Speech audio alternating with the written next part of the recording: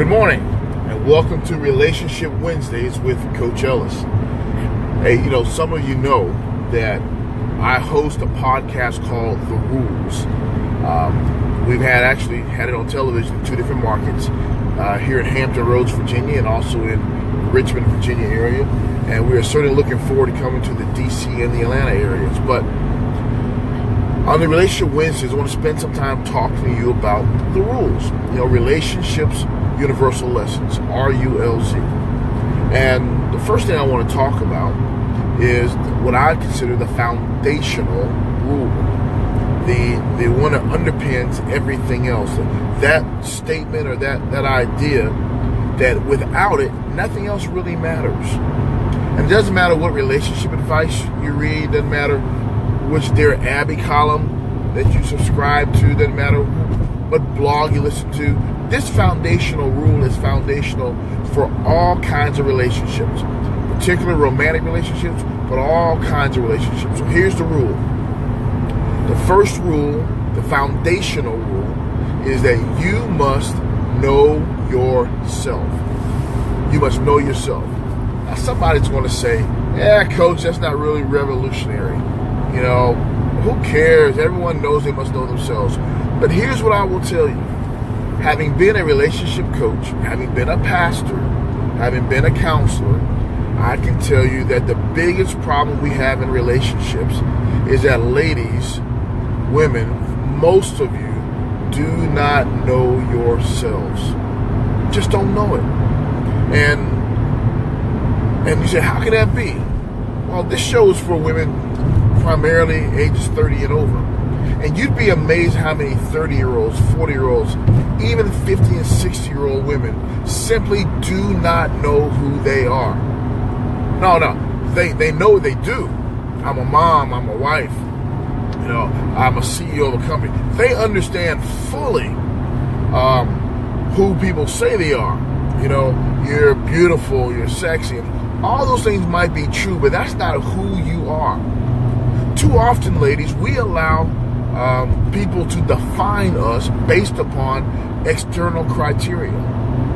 What we allow people to do is our music tells us who we are. Television tells us how we're supposed to look. The books we read tell us how we're supposed to act.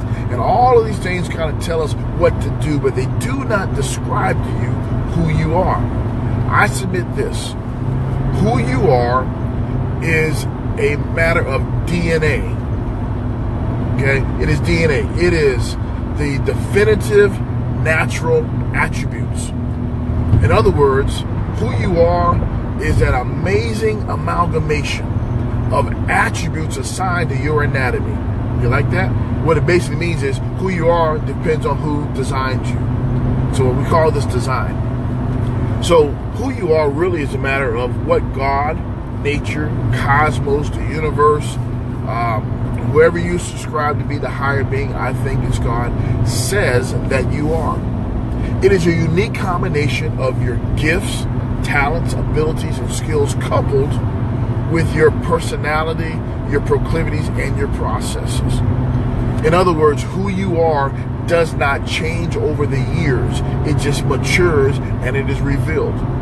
Who you are is who you were when you were born. Before you were born, the book of life says, I knew you before you were in your mother's womb. I knew the plans I had for you, which means, ladies, who you are is already defined. What we have to do in life is not try to define it ourselves, but simply uncover it, discover it, uncover who we are meant to be. So the reason this is important in relationships is that if you are designed to change the world because you give of yourself, and you give and you give and you give to a place that sometimes people think you've given too much, you don't need to be relationally matched with somebody who's stingy about giving, who won't understand that you are not happy unless you are providing for somebody else.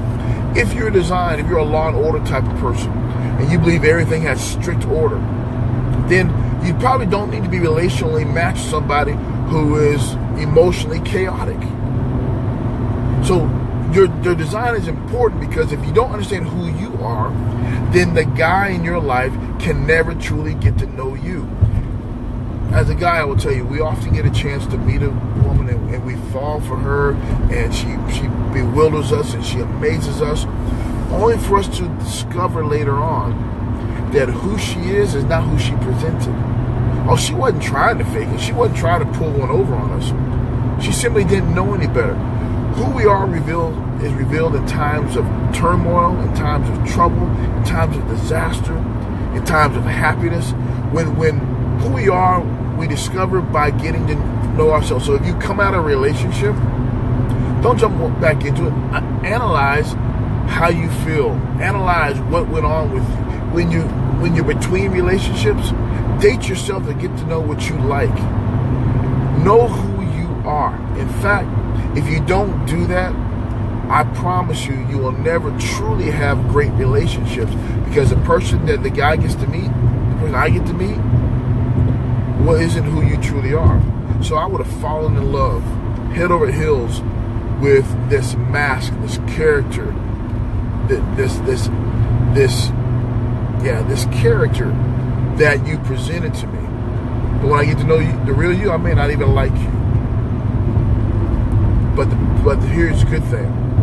If you present the real you and I don't like you, then that means I don't deserve you. If you present the real you and I fall for you, that means I am willing to learn you and earn you. Marilyn Monroe had this quote, and I really think it's appropriate. She said, if you can't handle me at my worst, then you doggone don't deserve me at my best. And how can I deserve you at your best if I don't accept you at your worst? Which means you have to be open enough to let me know the real you. And you can't do that unless you know you. If you don't know you, how will I ever get to know you? Hey, that's a foundational rule.